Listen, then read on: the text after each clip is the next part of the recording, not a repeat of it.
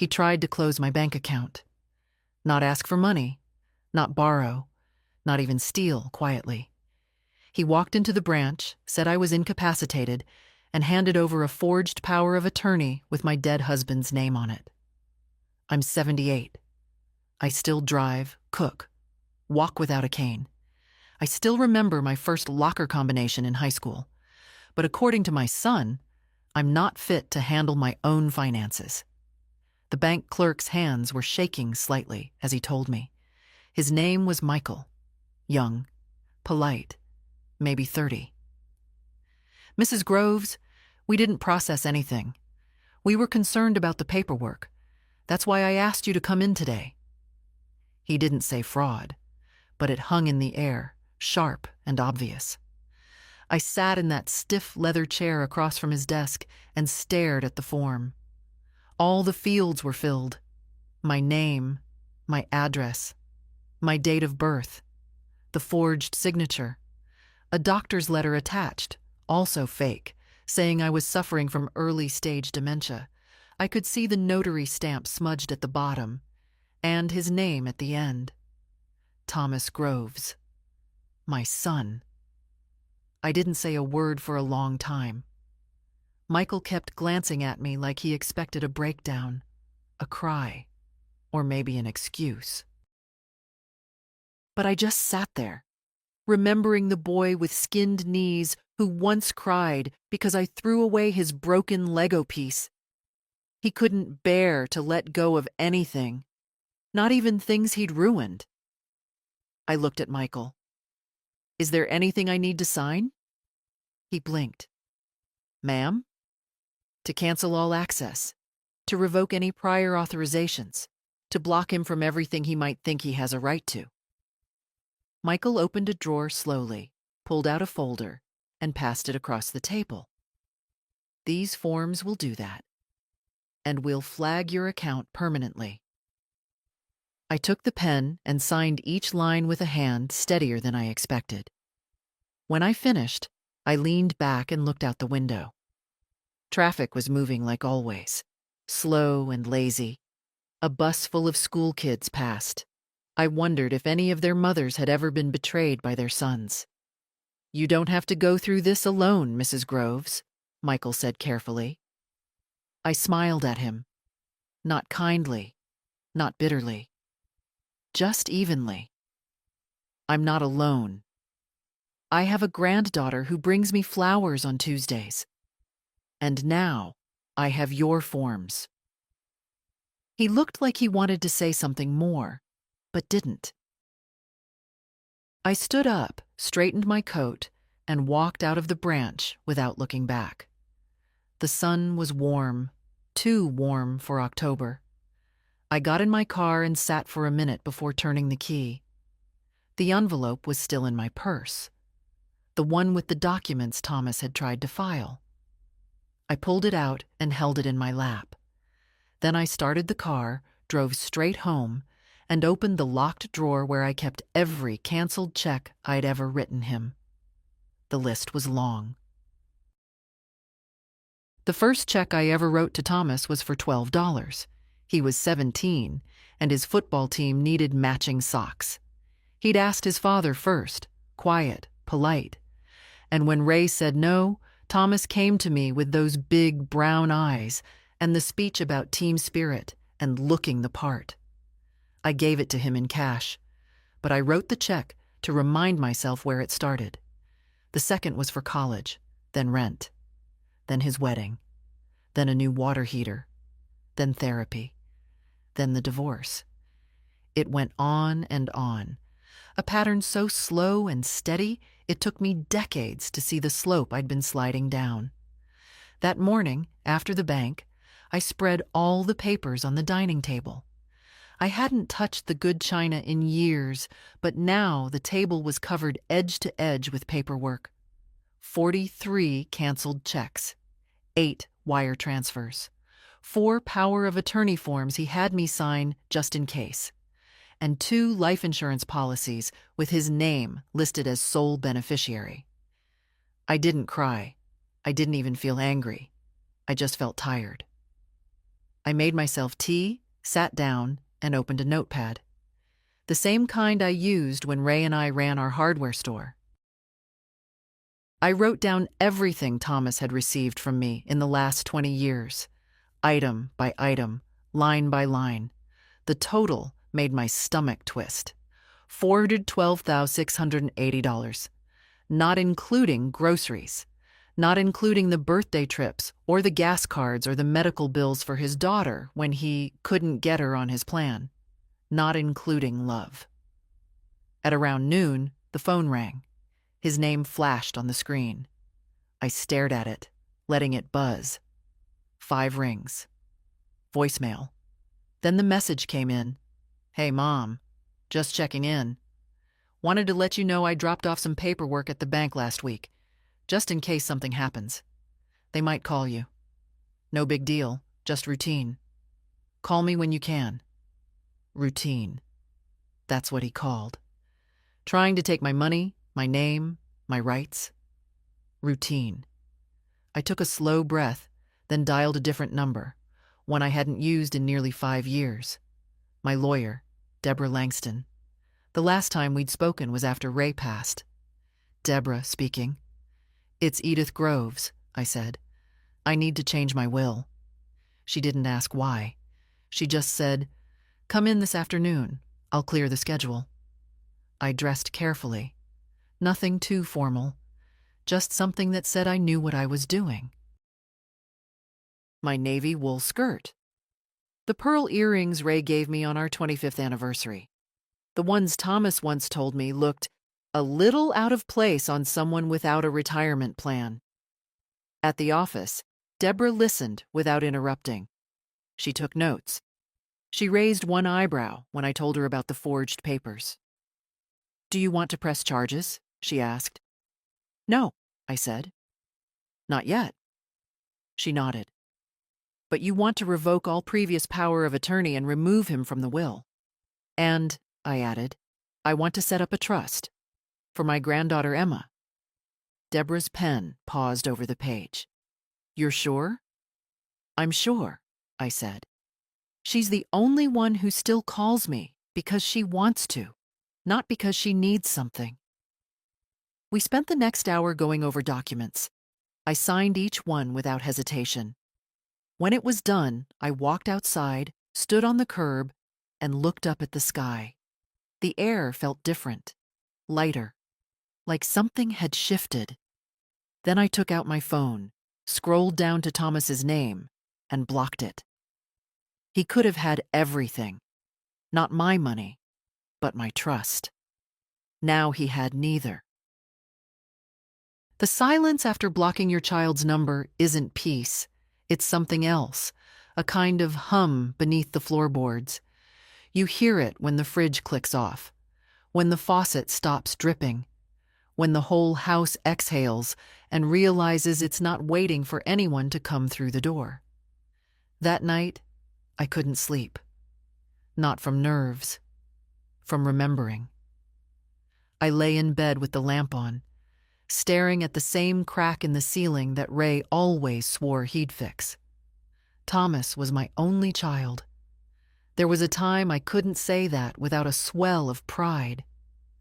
I carried him through a winter so bitter our breath froze on the windows inside the house. Gave birth with no epidural because the hospital was full. Worked the register with stitches still fresh just to keep the store running. And he turned out clever. Charming. One of those boys who could sell sand to a drowning man. I remember the first time he lied to me. Small. Stupid. Something about a field trip. I believed him because I wanted to. That was the start of everything. He learned that my belief was easier to borrow than money. The next morning, I brewed coffee and called the bank. Not the branch, the central office. I asked to speak to the fraud department. They put me through to a man named Harris, calm, professional, voice like he'd handled messes far bigger than mine. "I'd like to report attempted financial fraud," I said. "The person's name is Thomas Groves, my son." I could hear the way he took a breath after that. Subtle, but there. "Mrs. Groves," he said carefully, "has a police report been filed?" "Not yet," I said. "I'm handling this privately. For now." "I understand. We can add a fraud alert on your profile, and I recommend contacting the credit bureaus as well. Would you like help with that?" "Yes," I said. "And I'd also like to create a restriction. No changes to any of my accounts without me present. In person, with ID. And I mean photo ID, not a note from someone claiming I forgot my own name." Harris agreed. He was kind. No small talk. No pity. After that, I did call the police. Not to file a report, not yet, but to document the forgery. A woman named Officer Briggs took down the details. She was blunt, efficient. At one point, she asked, "Do you feel unsafe, ma'am?" "No," I said. "I just feel done." It was noon by the time I got off the phone. I sat at the kitchen table and stared at the little notepad with the running total of money Thomas had taken over the years. I flipped the page. At the top, I wrote, "Things I still have. A house with no mortgage. A car that runs. A garden full of tomatoes. One granddaughter who still calls me grandma and means it. My name, my account. My story." I stared at that last one the longest. My story, not his. Thomas always told the story of the helpless mother who wouldn't have made it through Ray's death without his guidance. He made himself the hero in rooms I wasn't in. I used to let it slide. What difference did it make? But now it mattered. Because when someone tries to erase you, you better make damn sure they don't get to write the ending. I hadn't realized how long I'd been silent until Emma knocked on the door that evening. She always texted first, always called me Grandma with that steady voice of hers. Never sweetened, never fake. But this time, she just showed up. I heard her car pull in, that old hatchback with the muffler problem, and by the time I opened the door, she was already halfway up the porch steps with a grocery bag in her arms. "I brought soup," she said, holding it out like a peace offering. I stepped aside and let her in. The house still smelled faintly of coffee and printer ink from the forms I'd signed. Emma didn't say anything until we were in the kitchen. She set the bag down, took off her jacket, and looked at me with those same eyes I once wiped tears from when she skinned her knees at 4 years old. "Dad's freaking out," she said. I didn't flinch. I just poured tea. "He called me 5 times today. Said you're confused, that you're overreacting, that you," she paused, "might be having a late onset episode, whatever that means." I stirred honey into my tea and set the spoon down carefully. "He said that?" She nodded, biting her lip. "He told Aunt Lorna you tried to close your own account and forgot halfway through, that the bank manager had to walk you out." "Did he now?" Emma leaned forward. "Is any of that true?" I met her eyes. "No." She let out a slow breath and sat back. "Good. Because it didn't sound like you. And I told him that." I said, "If Grandma forgot anything, it's because she's tired of remembering for everyone else." I smiled at that. Not because it was funny, but because it was true. "I'm not losing my mind," I said, more to myself than to her. But I think I finally stopped losing my patience. Emma reached across the table and took my hand. Hers was warm, calloused from working at the bookstore. She wasn't the kind of girl who wore acrylic nails or posted selfies. She wore thrifted jackets and remembered birthdays without needing Facebook reminders. "Did he really try to close your account?" "He forged Ray's name," I said.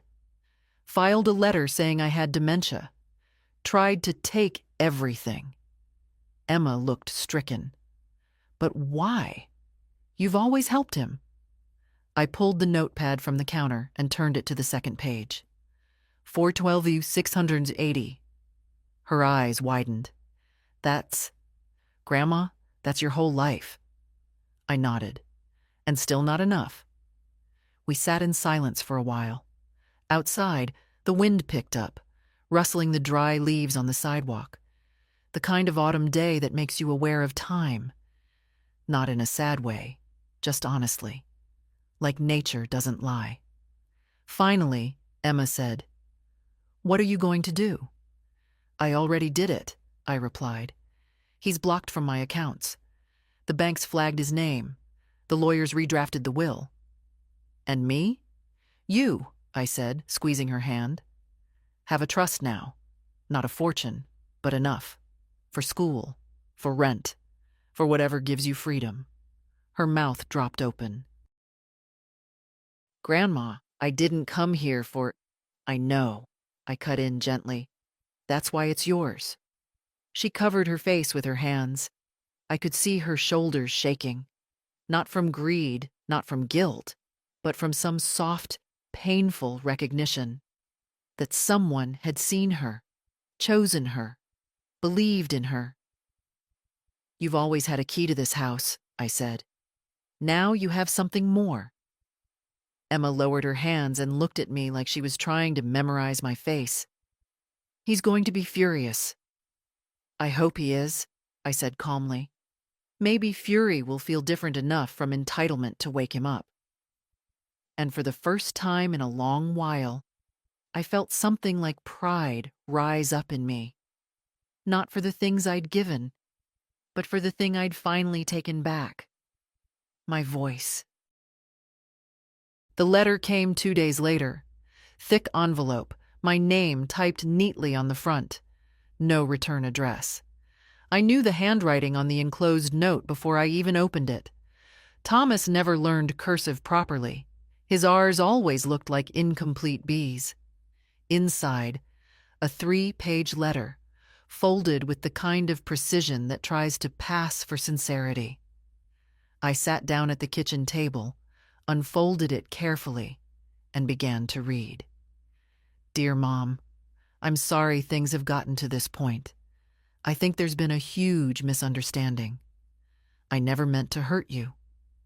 The paperwork at the bank was just a precaution. You're getting older, and I was trying to make sure things were in order in case of emergency. I didn't forge anything. I just filled out what the clerk told me. Maybe someone else made a mistake." The audacity in every sentence hit like a cold slap. A precaution? Using my dead husband's name was a precaution? Lying to the bank about my mental health was an act of love? I kept reading. I realize now that maybe I should have communicated more clearly. I've been under a lot of pressure lately. Work is unstable, and Emma's tuition is a burden. I thought if I could just manage things better, we'd all be better off.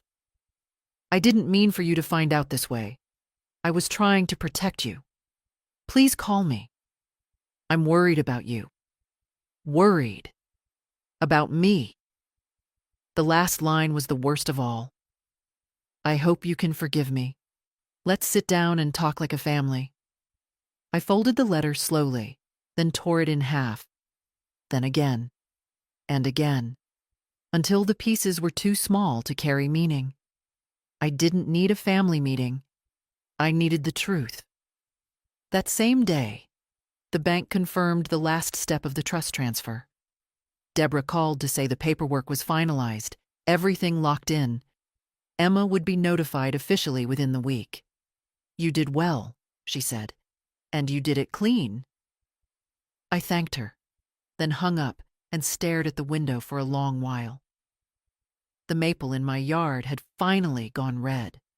October always made things honest, stripped them down to what they were underneath.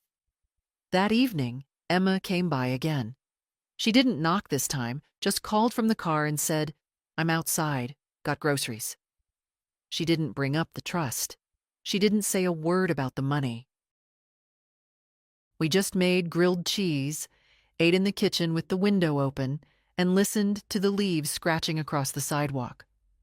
Halfway through the meal, she said, "Dad's trying to guilt trip me."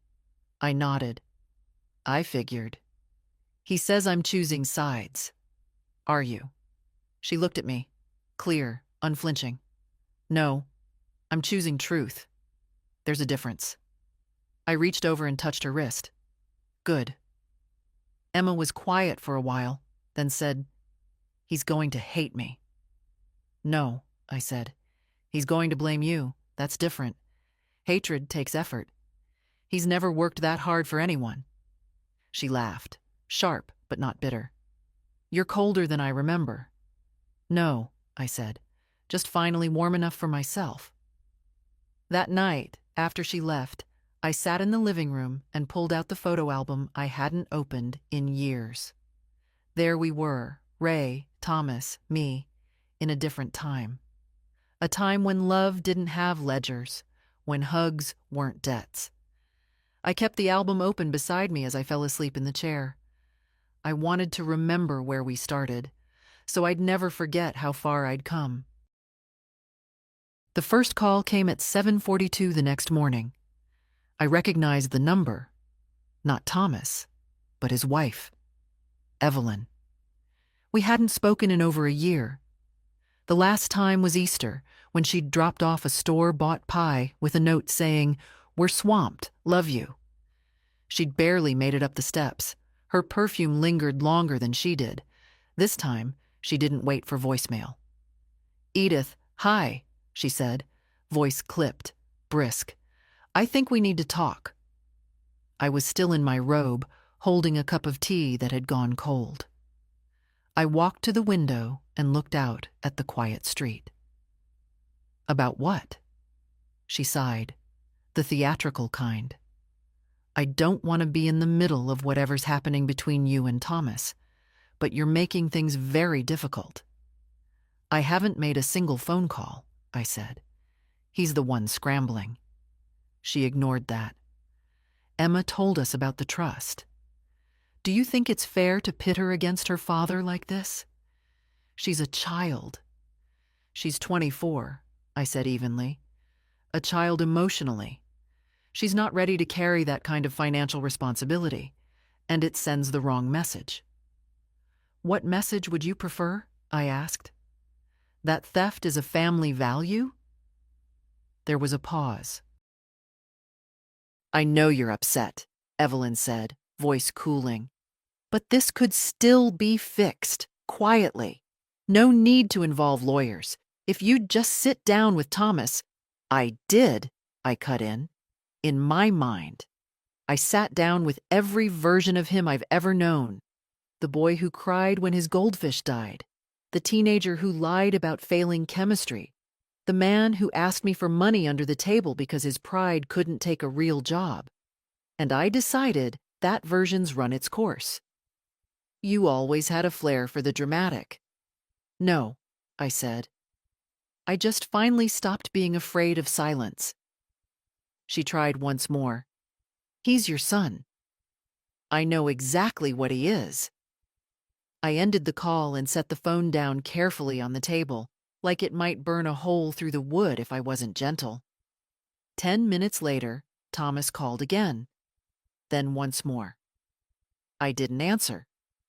At 11, I drove to the community center, not to join anything, just to sit. They'd renovated it a few years ago, added tall windows and polished floors. Everything smelled faintly of lemon cleaner. I sat on a bench outside the library room and watched two old women play cards across the hallway. One of them was wearing a sweatshirt that said, "Unbothered since '53. I smiled without meaning to. After a while, a woman I didn't recognize sat beside me. Thin frame, elegant coat, hands folded neatly in her lap. "You here for the estate workshop?" she asked. I shook my head. "Just visiting ghosts." She nodded slowly. "Me too." We didn't say much after that, but it felt good. Not being needed, not being begged or guilted. just existing, without agenda.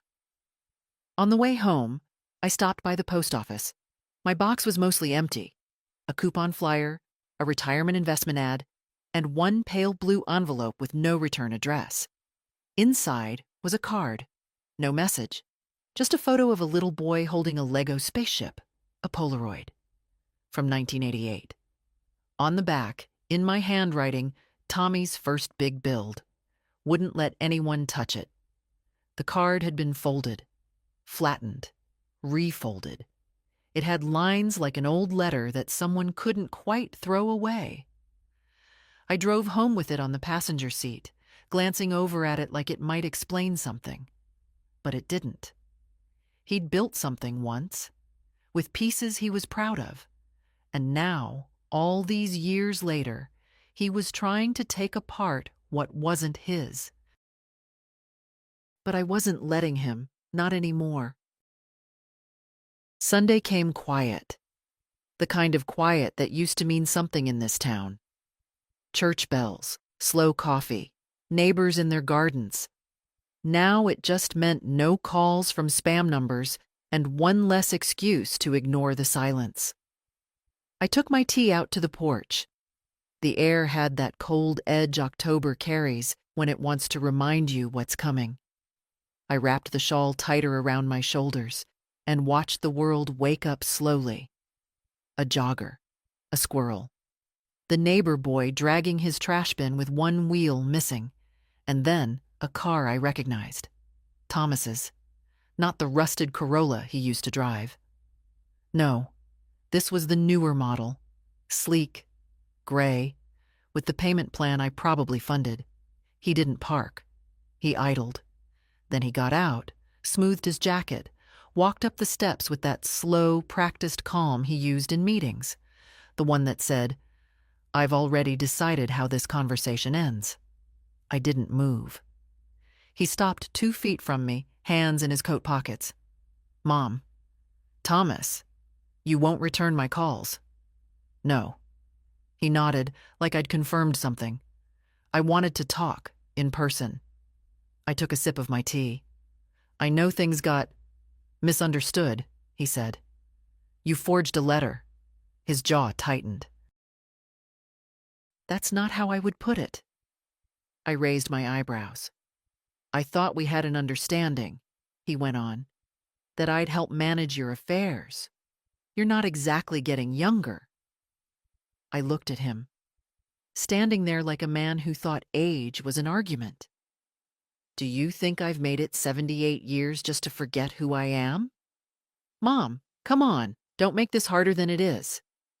"No," I said calmly. "You already made it hard. I'm just done pretending it's not." He shifted. The breeze tugged at his coat hem. "So that's it? You cut me off? After everything I've done?" I stared at him for a long second. "What exactly have you done, Thomas? Name one thing you've done for me that wasn't transactional." He opened his mouth, closed it. "Emma's the one who calls, who visits, who asks how I'm doing without asking for anything in return. She's just a kid. She's twice the man you ever were." That landed. I saw it. Not as a slap, not even as cruelty, but as truth. The kind that stings because it fits. "I needed help," he said finally. "I didn't know how else to ask." "You didn't ask. You stole." We stood there a moment longer, both of us wrapped in our own stubborn quiet. Then he said, "People are going to talk. Let them. She'll regret it, you know," he added. "Emma, when the money ruins her." I stood up. "You want me to believe she'll fail because you would have." Thomas blinked. "I gave you more than money," I said. "I gave you time, shelter, forgiveness. You turned all of it into a leverage tool. And you lost." He looked down at the floorboards. "So you're really going to throw your own son away?" "No," I said. "You did that. I'm just refusing to pick you back up." And with that, I turned and went inside. I didn't slam the door. I didn't lock it for drama. I just closed it. Slowly, deliberately. Behind me, the house sighed, like it had waited a long time for someone to finally do that. I didn't hear from him for a week. No calls, no letters, not even a guilt-ridden knock at the door. The silence didn't feel like peace. Not yet. It felt like the eye of something, like calm before a choice. But then came the email. The subject line was short. Request for mediation. The sender, Evelyn Groves. She'd written it like a business letter. Formal, punctuated, capitalized where emotions used to live. Dear Edith, Thomas and I believe it would be in everyone's best interest to have a mediated discussion. There are several misunderstandings and legal complications that should be resolved before this situation becomes unnecessarily public or escalates further. We are willing to meet at a neutral location. If you agree, please respond with availability. We hope to handle this with maturity and respect. I didn't reply, not because I didn't have words, but because they no longer deserved mine. I printed the email, folded it in half, and placed it under the ceramic paperweight Ray gave me the year he forgot our anniversary. A small apology shaped like a lighthouse. It had once felt romantic. Now it felt more like a warning. 2 days later, a letter arrived from their lawyer. I opened it with steady hands, sitting at the dining room table with my tea and the low hum of the radio behind me. The name on the letterhead was unfamiliar, but the tone was all too known, polite, pressure-laced, cloaked in suggestion but sharpened by money. Our clients, Mr. and Mrs. Groves, believe that recent changes made to estate planning documents were done under emotional duress and without sufficient legal guidance. We are requesting a review of the decisions involving financial transfers and will allocations, especially as they relate to the trust now in Ms. Emma Groves's name. I read the entire letter, then again, and I smiled. Because desperation has a scent, and they were wearing it like cologne. I called Deborah the next morning, told her what came. She asked me to read it out loud. I did. She chuckled halfway through. You want me to respond? No, I said. I want you to wait. Let's give them more rope. You sure? I'm 78. I've lived through war, loss, childbirth, a 2-income business collapse, and a husband who died on a Tuesday, but left love behind like it was interest on a loan. I've survived worse than a letterhead. Deborah laughed. You know, you're kind of terrifying now. I should have been sooner. Later that day, I called Emma. She answered on the second ring. Grandma, everything okay? I got a letter, I said. There was a pause. From them? I nodded, then remembered she couldn't see me. Yes, they want mediation. Evelyn wrote first, then their lawyer. Emma didn't say anything for a moment. When she finally spoke, her voice was low. I can give it back, Grandma. The trust. If it's going to... No. But if they... No, I said again. You're not giving back what wasn't stolen. You didn't ask for this. I gave it to you. That matters. I don't want to make things worse. You're not, I said. You're what made things better. She let out a breath. One I could hear shake a little. They'll probably come after you next, I added. Guilt, threats, family dinners with silence and heavy eyes. Just know I trust you. I won't fold, she said. I promise. I know. That night, I sat in the living room with the lamp low and the letter beside me. I ran my fingers over the embossed name of their lawyer, a man who probably thought a 78-year-old woman with no formal education would tremble at a cease and desist. He didn't know I used to fix commercial plumbing valves with my bare hands, that I could calculate compound interest faster than his interns, that I once saved our store from foreclosure by selling 50 lawnmowers in a weekend because I promised every customer a home-baked pie. I don't scare easy. Let them send letters. Let them call it war. I've been in battles where the enemy wore grief, not Gucci. This is a reckoning. The next escalation didn't come by mail. It came by knock, a slow, deliberate rhythm, not neighborly, not nervous. The kind of knock meant to announce control. I didn't move at first. I was in the back room, going through the winter linens. But the knocking continued. Measured. Patient. By the time I opened the front door, Evelyn was standing on my porch in a camel-colored coat, her hair pulled back so tightly it looked like a mask. She had a clipboard in her arms. Not a purse, not a bag, not even gloves, though the morning was cold enough to sting. "Good morning, Edith," she said, as if this was normal. "It's not," I said, and didn't invite her in. She didn't wait. Just stepped forward, as if my doorway was hers. I stood in the threshold blocking the entrance. She adjusted the clipboard. "I thought we could speak face to face. You haven't responded to any of our communications." "That's intentional." She smiled, polite, sharp. "I understand you're upset." "I'm not upset," I said. "I'm uninterested." She glanced past me into the house, as if looking for signs of senility. A mess, a forgotten stove, something she could use. "You've made decisions that affect our entire family." "No," I said. "I made decisions that affect my money. You're not entitled to either." Evelyn shifted her stance. I saw the tightness in her jaw then, the cracks behind the politeness. "You're making this difficult for Emma. She's managing just fine. She's being manipulated. You've always had a strange influence over her." I almost laughed. "You're mistaking love for influence. Easy to do when you've never felt either." That did it. Her eyes hardened. She held out the clipboard.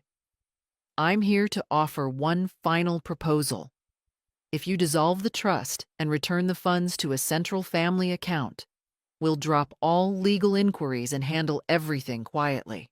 No damage to reputations, no unnecessary attention." I didn't take the clipboard. "You think I'm afraid of attention?" I asked. "I think you're not thinking clearly. This hurts everyone. This protects everyone. From him." She took a breath. "He's your son." I nodded. "And you're his mirror." For a long moment, neither of us moved. Then she dropped the polite act entirely. "You're burning the bridge," she said flatly. "No," I replied. "You two set it on fire years ago. I just stopped pretending it was a path." She turned sharply and walked down the steps, heels clicking like accusations. The clipboard stayed in her hands, unsigned. I stood in the doorway, watching her go, the wind tugging at her coat. Just before she reached the car, she turned back.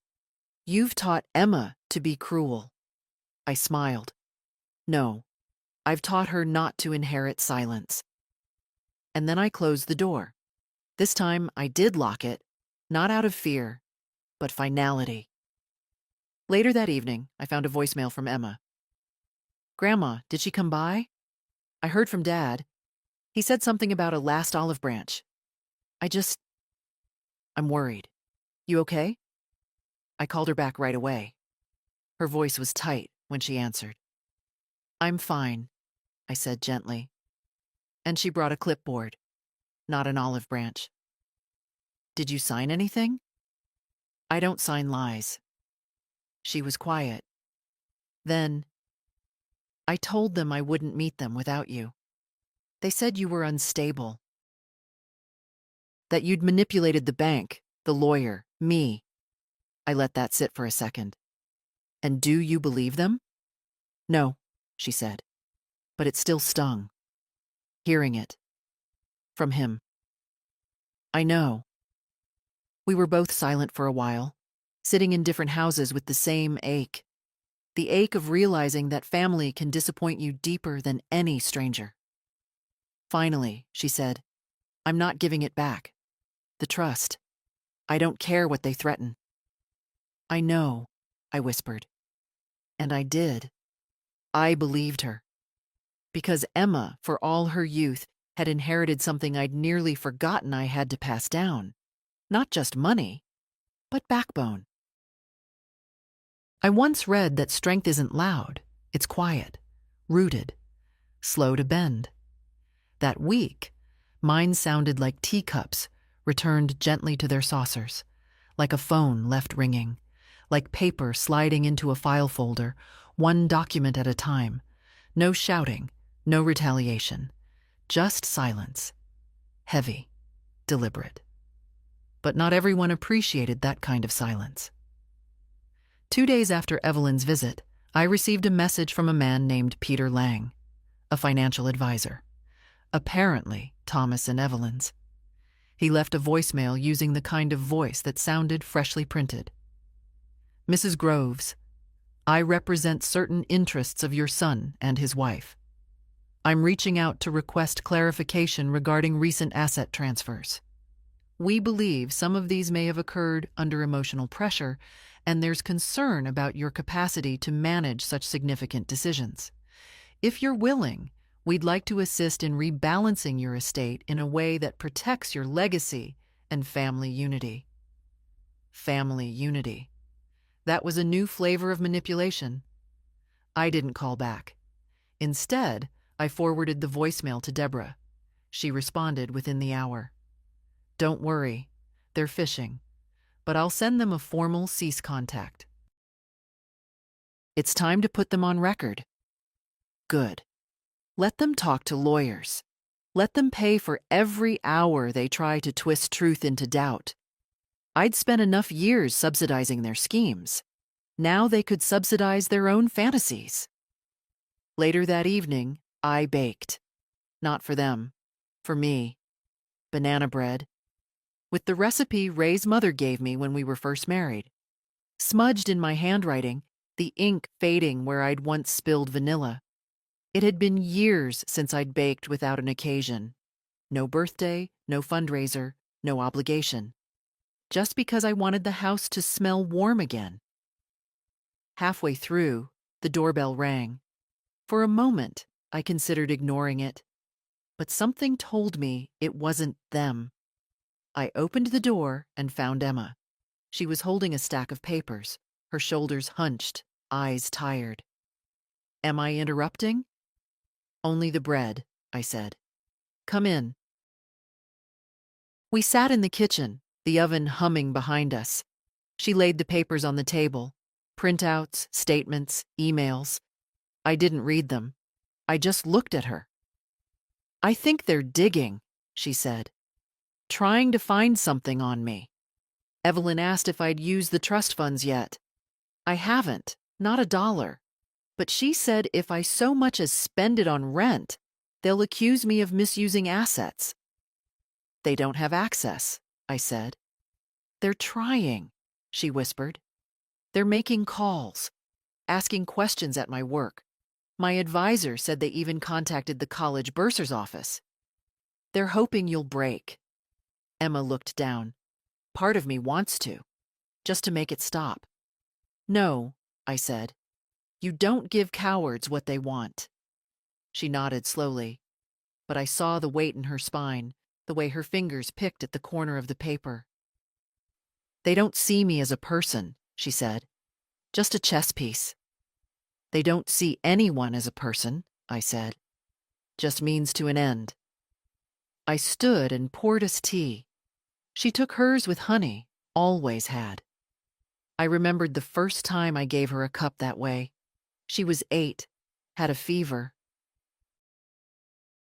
I sat beside her all night, reading old storybooks until she finally fell asleep with her head on my lap. They'd forgotten that girl existed. I hadn't, and I never would. When the banana bread was done, we ate 2 slices each, warm, no plates, just napkins and hands. We didn't talk about money after that, or law, or tactics. We just talked about books, the one she was reading, the one I'd meant to, the ones Ray never returned to the library. When she left, she hugged me tightly, then whispered, "I'm proud of you." The words sank into me like water into dry earth. After she drove off, I stood in the doorway a long time, holding my shawl closed, watching the night. My son was somewhere out there, furious, entitled, plotting. But in here, there was only peace and banana bread. I thought they'd retreat, that after the lawyer's letter, after the silence, after the door Evelyn walked away from, they'd run out of steam, out of nerve. But people like them don't retreat. They change tactics. The next call didn't come to me. It went to the church. Pastor Helen phoned that afternoon, gentle as ever. She's been leading our small congregation for nearly 20 years, always with hands that smelled like lemon balm and a voice that could still the wildest child. "Edith," she said, "I got a visit from Thomas." Of course she did. "I told him we don't get involved in family disputes," she continued carefully. "But I thought you should know. He seemed concerned." I almost laughed. "Concerned about my soul?" "Concerned about your declining health," she said softly. "He wanted to know if I'd noticed any signs." There it was, the slow drip of poison. They couldn't get my money through banks or lawyers, so now they'd try through doubt, through reputation, through whispers in the corners of places I'd once been safe. "Thank you for telling me," I said. Pastor Helen paused. "Edith, I know you, and I know what strength looks like. If you need me to talk to anyone, the bishop, the board, I will." "No need," I said. "Let them wonder." Later that week, at the Wednesday potluck, I saw it. A few glances, quickly averted. 2 couples whispering at the coat rack. Mild, subtle things. But I know the shape of a story before it's told. Someone had started talking. I didn't flinch. I scooped mashed potatoes onto paper plates and asked Dottie Mae about her new hip like nothing had changed. Because nothing had. Let them think I'm fragile. Let them circle like well-dressed vultures. They'd find no feast here. That evening, after church, I got a text from Emma. "They're telling people you're unwell, that the trust was a mistake, that I coerced you." I replied simply, "I trust you. They don't matter." But I knew it mattered to her. Emma had always believed in fairness, that truth would win if you just said it loud enough. She didn't understand yet that some people hear only what benefits them. The next day, I decided to fight back. Not with letters, not with lawyers, not even with words. I called the local library. "Hi," I said. "I'd like to book the community room next Wednesday night for a reading." "A reading?" "Yes. A personal account, family, finances, boundaries, a public reflection?" The woman on the line hesitated. "Is this for a book club?" "No," I said. "It's for anyone who's ever been told they're too old to matter." She booked the room. I made 20 flyers on my home printer. Simple, black and white. Wednesday, 7 p.m., Edith Groves, a quiet retelling free, open to all. I left 5 at the coffee shop, 2 at the florist. I handed one to Pastor Helen. "Is this what I think it is?" she asked. I smiled. No vengeance, just truth. Because I wasn't going to whisper, not anymore. They'd tried to drown me in the quiet, to weaponize my age, my grief, my solitude. Let them come to that library next week. Let them sit in chairs and pretend not to squirm. I'd tell my story, and this time, they'd have to listen. The folding chairs were already half filled when I arrived. It surprised me. Not just the number of people, but the kinds. Women from church. A man from the hardware store I hadn't seen in a decade. 2 young girls I didn't recognize, holding notebooks in their laps.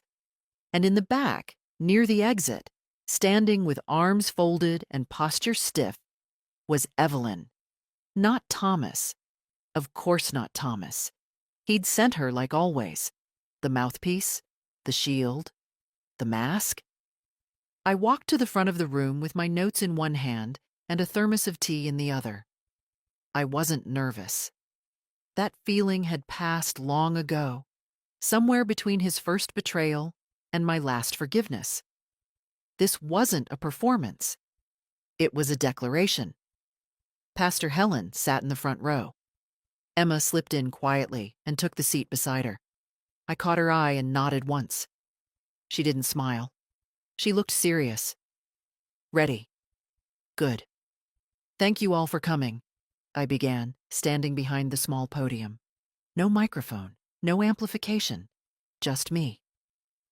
My name is Edith Groves. I've lived in this town since I was 21. I ran a hardware store with my husband, raised 1 son, paid my taxes, kept a clean kitchen, and buried more friends than I care to count. I paused. I am not sick. I am not senile. I am not fragile.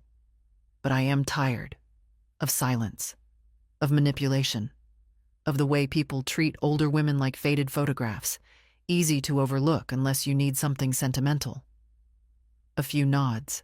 Someone sniffled in the second row. I came here tonight to tell you a story. My story. The one that's being twisted and whispered around this town in coffee shops and choir rows. I came to correct the record. I opened my notebook, but I didn't read from it. I spoke from memory, from the marrow. I told them about the forged document, about Thomas walking into a bank and trying to declare me incompetent, about the letter with Ray's dead name at the bottom, about the calls, the threats, the lawyer's slick suggestions that I had lost touch with reality. I didn't cry. I didn't shout. I just told the truth, line by line, like nails into wood. I told them about the trust, how I'd created it for Emma because she was the only one who came without asking, who stayed without strings. And then I looked directly at Evelyn. She told me I was tearing the family apart, I said. But what do you call a family that only holds together through fear and obligation? Is that even something worth saving? Evelyn didn't blink, but her fingers tightened on her purse. Good. I'm not asking for pity. I'm not asking for applause. I just want the truth to live somewhere outside my body before it's too late. I took a breath. I know many of you have children, grandchildren. I know some of you have secrets. Shame. Maybe regret. Maybe you're sitting there thinking, I've kept quiet for too long. I know the feeling. I looked around the room, at the woman from the corner store who once lent me sugar, at the man who ran the funeral parlor, at Emma, watching me like a lighthouse. Well, I said, this is me saying it's never too late. I stepped back. No bow, no flourish, just the hush of a room learning how to listen again. Afterward, there was no clapping, just something better. Stillness. The kind that doesn't need noise to prove it heard you. Then, one by one, people rose. Some shook my hand, others hugged me. A few just nodded, eyes glassy, lips tight. I didn't need words. I had enough of those tonight. Emma came last. She didn't say anything, just wrapped her arms around me like she was trying to hold everything together that the world had tried to tear apart. And then she whispered, "You looked taller tonight." I laughed. That's what happens when you stop carrying shame. Behind her, Evelyn had already gone, slipped out the side door like smoke, like guilt trying to avoid daylight. I didn't care. Let her run. Let her report back. Let them fume in their rooms filled with resentment and failed control. I had done what I came to do.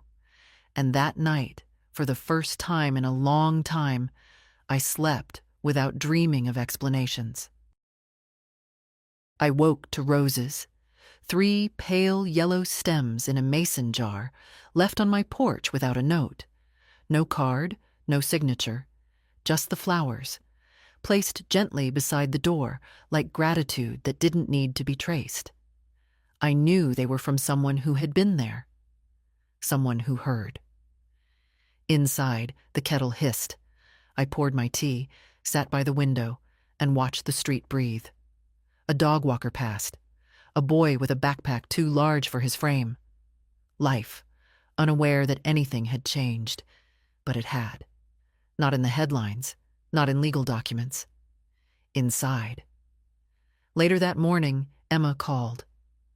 "They're quiet," she said. "Too quiet." She meant Thomas and Evelyn. I understood the worry. That stillness wasn't surrender. It was strategy. The quiet of people who think long games, who don't mind waiting if they believe you'll wear down. But I wasn't tired. Not anymore. "They know now," I said. "All of them. The town, the church, your boss, the bank. That story they were trying to spin has a counterweight now." Emma sighed. "I'm still getting calls from a number that won't leave voicemails." "Block it." I did, but it feels like they're circling. Waiting for something. "They're waiting for you to break," I said. "So don't." There was a pause. They're not used to hearing no. They're about to get fluent in it. I hung up and got dressed slowly. I was heading into town. Not for errands, but for presents. It matters sometimes just to be seen. At the coffee shop, the owner, Miranda, gave me my tea on the house. She didn't say why, and I didn't ask. A silent solidarity passed between us. I sat by the window and read the paper, letting the normalcy settle into my bones. Then, Evelyn walked in. No clipboard this time. No coat armor. Just jeans, a sweater, and a face that looked carved out of cold marble. She saw me, paused, then walked straight to the counter, ordered her drink, waited, said nothing, but she kept glancing over. Flickers, tells. When she turned to leave, she paused at my table. "Quite the speech," she said. I didn't look up from my paper. "Truth doesn't need embellishment. You've turned this town into your jury." "No," I said, folding the paper carefully. "I just stopped letting you write the testimony." She shifted. "You think any of this will matter when the lawyers get involved?" "It already matters." People believe me.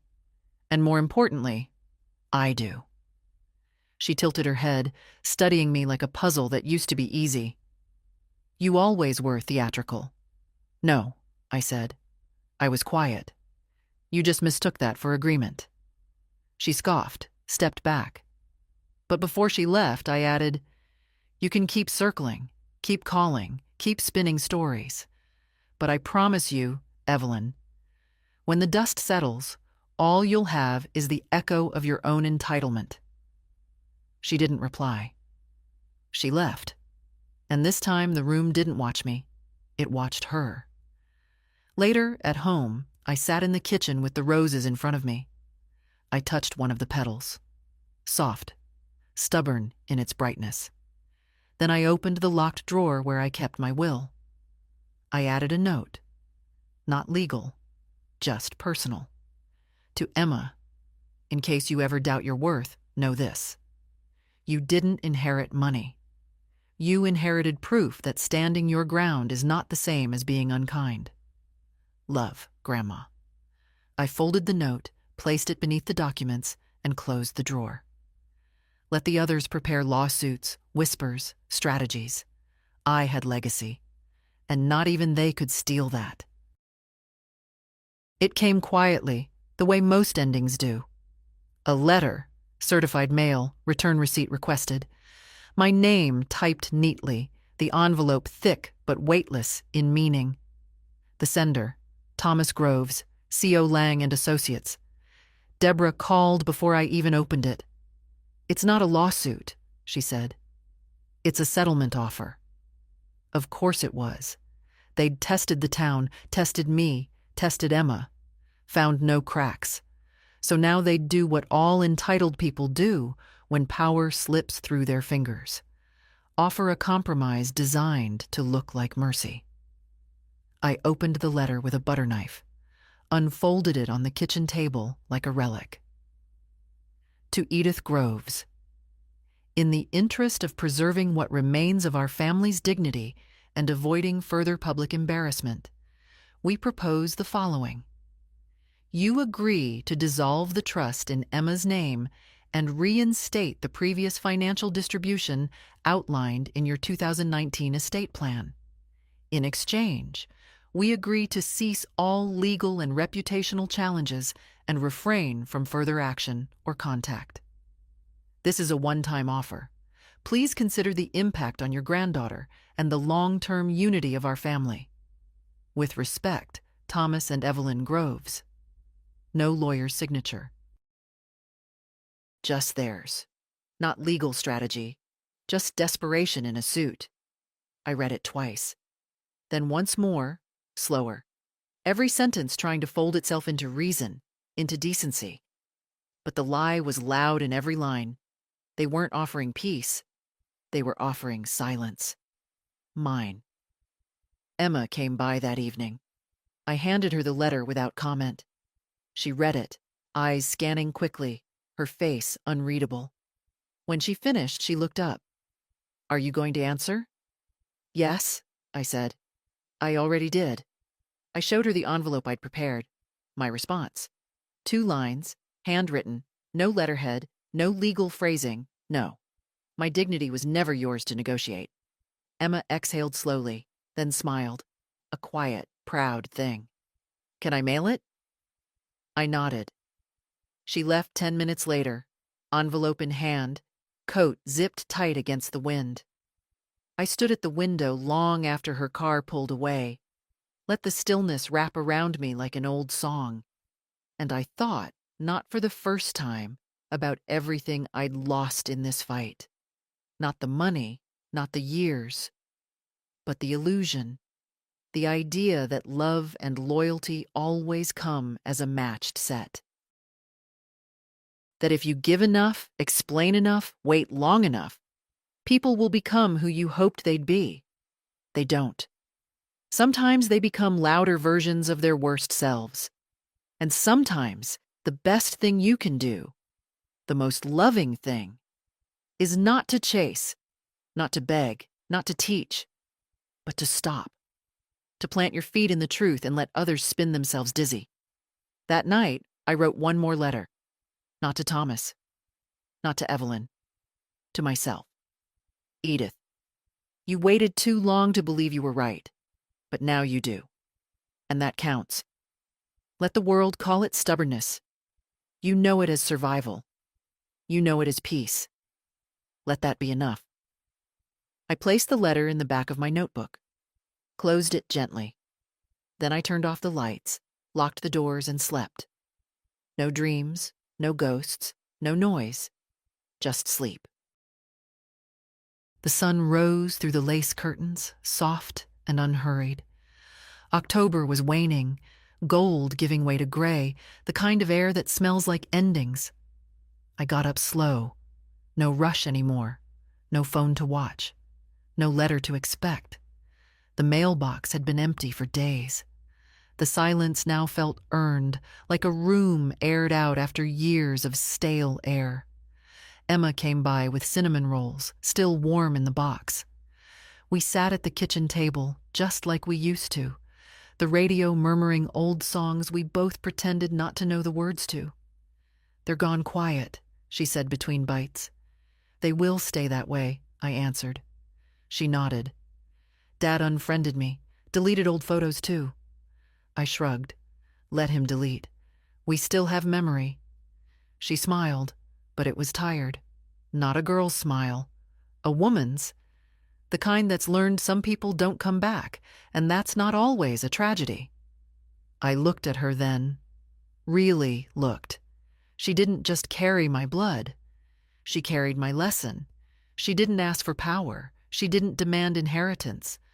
But when offered the chance to step forward, to take the truth and hold it steady, she did. Without shaking. Without apologizing. That's legacy. Not property. Not assets. Not names on deeds, but courage. Before she left, she asked, "Do you regret any of it?" I thought about that for a moment, then shook my head. "No," I said, "but I regret waiting so long to stop excusing it." Emma leaned over and kissed the top of my head. "I love you," she said. "I know," I replied. She walked out into the morning, cinnamon still in the air. I watched her drive away and felt something shift. Not an ending, but a settlement.